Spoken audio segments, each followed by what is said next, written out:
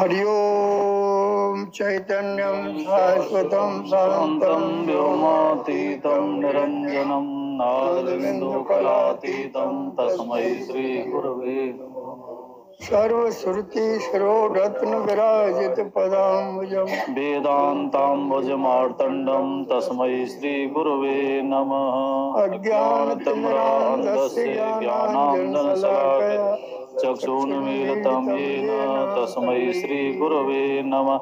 गुरुर्ब्रह्मा गुरुर्विष्णु गुरुर्देवो महेश्वर गुरुरेव परं ब्रह्म तस्मै श्रीगुरवे नमः। अखण्डमण्डलाकारं व्याप्तं येन चराचरं तत्पदं दर्शितं येन तस्मै श्रीगुरवे नमः। अखण्डानन्दबोधाय शिष्यसन्तापहारिणे सच्चिदानन्दरूपाय रामाय गुरवे नमः। अखण्डानन्दबोधाय शिष्यसन्तापहारिणे सच्चिदानन्दरूपाय गुरुद्वाय वै नमः। पंचदेवत गुरुचरण पीताम्बर मुनिराज मम्मन वाणी में वसो ग्रंथ सवाख्याकार शंकरं शंकराचार्यं केशवं बादरायणं सूत्रभाष्यकृतौ वन्दे भगवन्तौ पुनः पुनः ईश्वरो गुरुरात्मेति मूर्तिभेद विभाग व्योमवद्व्याप्तदेहाय दक्षिणामूर्ते नमः। सदाशिवसमारम्भाः शङ्कराचार्यमध्यमम् अस्मदाचार्यपर्यन्तं वन्दे गुरुपरम्परा। हरि ओं सेना भवतु सेनौ भुनक्तु सवीर्यं करवावहै तेजस्विनावधीतमस्तु मा विद्विषावहै। ओम शांति शांति शांति। ओम श्री गुरु परमात्मने नमः। अथ चतुर्दश कला प्रारंभ। जीवन मुक्ति विदेह मुक्ति का वर्णन।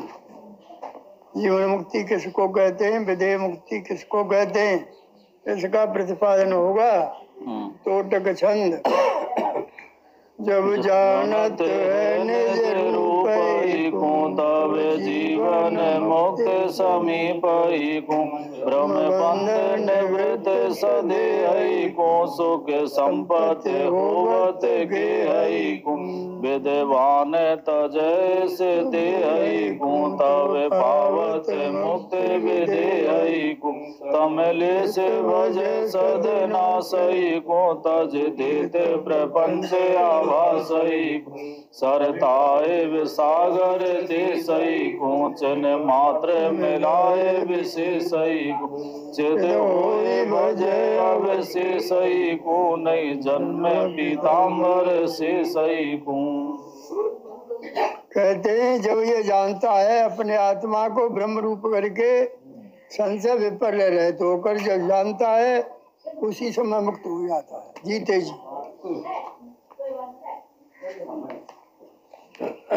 जब ज्ञानी अपने निज स्वरूप को दृढ़ अपरोक्ष रूप से जान लेता है, जब देहादि प्रपंच की बाधतान वृत्ति से प्रतीति हुए भी उसकी भ्रमरूप बंधन की निवृत्ति स्वरूप जीवन मुक्ति प्रकाश के होते ही अंधकार की निवृत्तिवत तत्काल ही होती है। देह रूप गेय के स्वामी जीवात्मा को ही जीवन मुक्ति कालीन सुख स्वरूप सुख रूप संपत्ति की प्राप्ति होती है। विद्वान तुझे सदेही को तब पावत मुक्ति विदेही को। विद्वान लोग शरीर का त्याग करते हैं, जब प्राणों का प्रयाण हो जाता है निकल जाते हैं तब विदेह मुक्ति होती है। तुमले से भजे सदनाशय को, जो लेस अविद्या थी सदा के लिए उसका नाश हो जाता है और ये प्रपंच जो दिख रहा था यह नहीं प्रतीत होता है। ज्ञानी प्रारब्धांत में जब इस देह को त्यागता है तभी विदेह मुक्ति को प्राप्त होता है। प्रारब्ध की हेतु लेसा विद्या शीघ्र ही नाश को प्राप्त हो जाती है और ज्ञानी आवास रूप से प्रपंच को भी त्याग देता है। जिस प्रकार से नदियां जो हैं सागर के लिए जाती हैं, तो सागर में जाकर के एक रूप हो जाती हैं, और उनका नाम रूप खत्म हो जाता है। नदिया शब्द नाम था ना, वो खत्म हो जाता है। इसी प्रकार से चैतन्य जीवात्मा जो है यह अपने शरीर को त्याग करके और परमात्मा में मिल जाता है। जैसे नदियों का जल सागर में मिलता है, वैसे ये जीव का जो अंश है वो परमात्मा में मिल जाता है। चिद होए भजे अविनाश है को, अवशेष है को, इसको छोड़ करके अवशेष जो परमात्मा है उसी में जा करके मुक्त हो जाता है। जैसे सरता बहती हुई समुद्र में जाकर मिलती है, तब अपने विशेष नाम रूप को पूर्णतया त्याग कर एक समुद्र रूप हो जाती है, वैसे ही विशेष चेतन चिदाभास अपने सहित स्थूल सूक्ष्म कारण प्रपंच का वाद करता हुआ, अर्थात तीनों प्रपंच को मूला विद्या में और अपने आप को शुद्ध साक्षी स्वरूप में मिलाता हुआ अपने ही शुद्ध साक्षी चिन्मात्र स्वरूप में स्थित होकर मूल अविद्या के अधिष्ठान रूप शेष बचे हुए ब्रह्म को ही प्राप्त होता है। पंडित पीताम्बर जी कहते हैं कि शेष बचे हुए इस ब्रह्म का फिर कभी भी जन्म नहीं होता। स्वामी जी शंका है, जन्म का बात समझा देखिए। ये शंका आई कि विधेय मुक्ति न कही जब प्राण छूट जा जब हो, और राजा जनक पे जीते जी विधेय मुक्ति कही है, तो यहाँ अरे बुद्ध और दूसरी बात है, कौन सी? बुद्ध बात है, राजा निमि था है? राजा निमि, हाँ हाँ हाँ हाँ, राजा निमि ने वशिष्ठ जी से कहा था कि हमारी यज्ञ करा दो। वशिष्ठ जी ने कहा कि मैं अब राजा इंद्र की यज्ञ कराने जा रहा हूँ, मैं आगे कराऊंगा। उनने उनसे पीछे झट भृगु को बुला करके और यज्ञ करा ली। उधर से वशिष्ठ जी यज्ञ करा के आए उनके पास, राजा निमि के पास, और निमि अपनी यज्ञ पूरी करके सैन को जा रहे थे सोने के लिए। तो उनने आकर के नौकर से कहा कि राजा से कह दो कि मैं आ गया, अब यज्ञ प्रारंभ करें। नौकरों ने कहा कि उनने तो महाराज हुए यज्ञ करवा करके यज्ञ करा ली। कि अच्छा मुझे निमंत्रण दे करके उसने और से यज्ञ करा ली। हाँ, तो उससे कह दो मैं साफ देता हूँ अभी मर जाए। झट जा करके और राजा जनक से कहा उन्होंने कि ऐसे ऐसे तुमको वशिष्ठ जी ने साफ दे दिया। कि दे दिया? हाँ, तो बात कह दो जाकर मैं भी साफ देता हूँ कि अकारण मुझे साफ दिया है उसकी भी मृत्यु हो जाए। दो मर गए, वशिष्ठ जी मर गए और राजा निमि मर गए। रानी ने उनके शरीर को तेल में रख रखा था जब तक जलाया नहीं था। तो रानी ने फिर ऋषि को बुलवाया,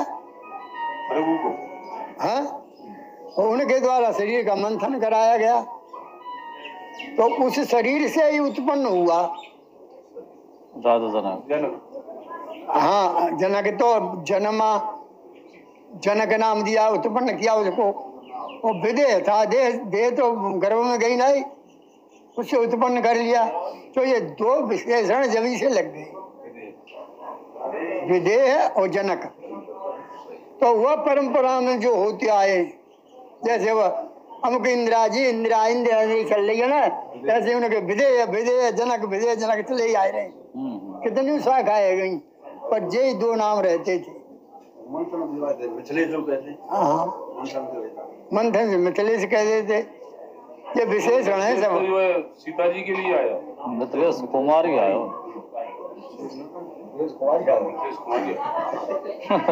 नहीं, जब उनके विशेषण है बा गद्दी पे जो बैठो आगे उससे जनक ही कहा है और विदेह कहा है। वशिष्ठ जी का जो जन्म दूसरा हो फिर उनको तो उर्वशी तो हुए, तो तभी तो वेश आगे वशिष्ठ कहते हैं। वशिष्ठ वेश आगे भय उर्वशी द्वारा फिर उनको ब्रह्मा ने उत्पन्न किया है। मित्र के अंश से हुए। कछ वो जो लीला। हाँ, मित्र वरुण देवता है। चलो आगे। प्रश्न, जीवन मुक्त सो क्या है? उत्तर, देहादि प्रपंच की प्रतीति के होते जो ब्रह्म स्वरूप में स्थिति है सो जीवन मुक्ति है। जीवन मुक्ति में प्रपंच की प्रतीति क्यों होती है? उत्तर, आवरण और विक्षेप ये दो अविद्या की शक्तियां हैं। उनमें आवरण शक्ति का ज्ञान से नाश होता है, इसलिए ज्ञानी का अन्य दूसरा जन्म होता नहीं। प्रारब्ध के बल से दग्ध सिके हुए धान्य कण की भांति विक्षेप शक्ति अविद्या लेसा अविद्या रहती है। इसलिए जीवन मुक्ति में प्रपंच की प्रतीति होती है। जीवन मुक्ति में प्रपंच के प्रतीति कैसे होती है? उत्तर, जैसे रज्जु के ज्ञान से सर्प भ्रांति के मिट जाने पर भी कंपादि कुछ काल तक बने रहते हैं एवं भासते भी हैं, जैसे दर्पण में प्रतिबिंब के अभाव के ज्ञान को भी प्रतिबिंब भासता है, और जैसे मरुस्थल में जल के अभाव के ज्ञानी को भी मृगजल भासता है, ऐसे ही तत्वज्ञानी को भी जीवन मुक्ति दशा में बाधित हुए प्रपंच की प्रतीति होती है। बाधित हुए प्रपंच की प्रतीति में अन्य दृष्टांत क्या है? उत्तर, दृष्टांत जैसे महाभारत के युद्ध में द्रोणाचार्य की मृत्यु के पश्चात अश्वत्थामा आदि के साथ युद्ध हुआ, तब सत्य संकल्प श्री कृष्ण परमात्मा ने यह संकल्प किया कि इस युद्ध की समाप्ति पर्यंत ये रथ और घोड़े ज्यों के त्यों बने रहें। यह चिंतन करके युद्ध भूमि में आए।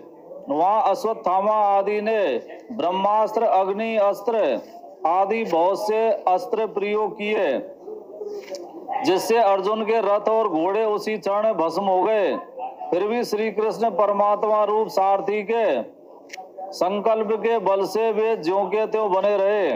जब युद्ध समाप्त हुआ तब श्री कृष्ण के रथ से उतरते ही भस्मी के ढेर हो गए। सिद्धांत, ऐसे ही स्थूल देह रूप रथ है, उसके पुण्य पाप रूप 2 चक्र पहिए हैं, 3 गुण रूप ध्वज है, 5 प्राण रूप बंधन है, 10 इंद्रिय रूप घोड़े हैं, शुभ अशुभ शब्दादि 5 विषय रूप मार्ग है, मन रूप लगाम है, बुद्धि रूप सारथी श्री कृष्ण है, प्रारब्ध कर्म रूप उसका संकल्प है, अहंकार रूप बैठने का स्थान है, आत्मा रूप रथी अर्जुन है, और वैराग्य आदि साधन रूप शस्त्र हैं। जिज्ञासु ऐसे स्थूल देह रूप रथ पर आरूढ़ होकर सत्संग रूप रणभूमि में जाता है। उसको गुरु रूप अश्वत्थामा आदि महावाक्य का उपदेश रूप ब्रह्मास्त्र आदि मारते हैं। उससे ज्ञान रूप अग्नि उदय प्रकट होकर उसी क्षण तत्काल देह आदि प्रपंच रूप रथ आदि सर्व का बाध हो जाता है। परंतु फिर भी श्री कृष्ण रूप सारथी स्थान बुद्धि के प्रारब्ध कर्म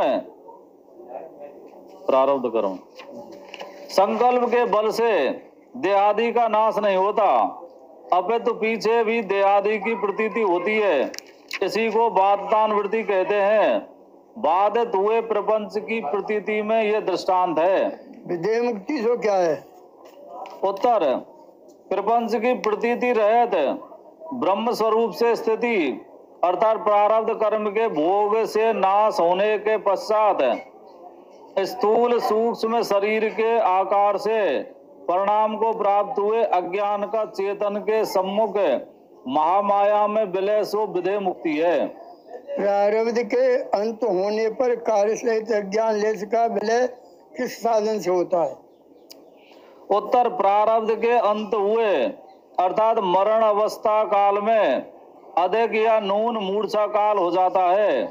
यद्यपि उसमें यद्यपि ब्रह्माकार वृत्ति का होना असंभव है और विद्वान के लिए तो शास्त्र विधि भी नहीं है, तथापि सुषुप्ति की भांति उस मूर्छा काल में भी ब्रह्म विद्या के संस्कार बने ही रहते हैं। उन संस्कारों से आरूढ़ चेतन से कार्य सहित अज्ञान लेस का विलय नाश हो जाता है।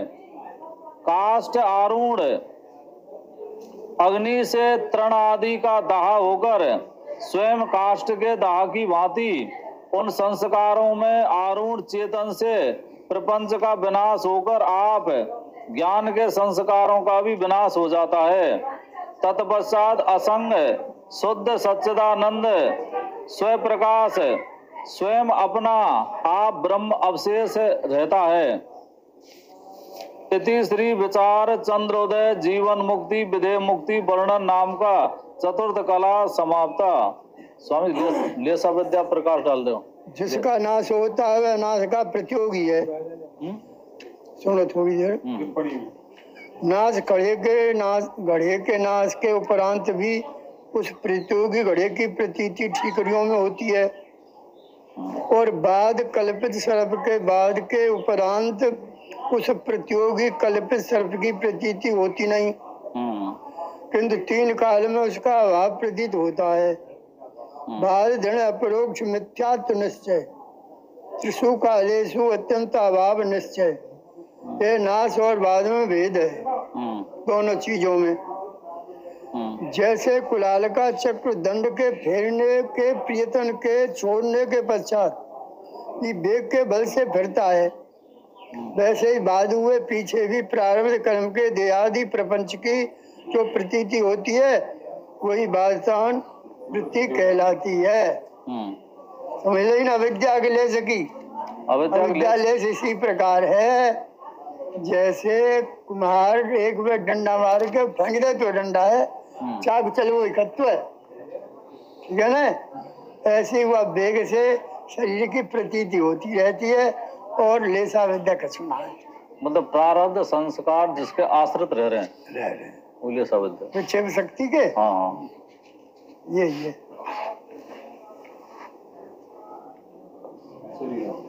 ओम श्री गुरु परमात्मने नमः।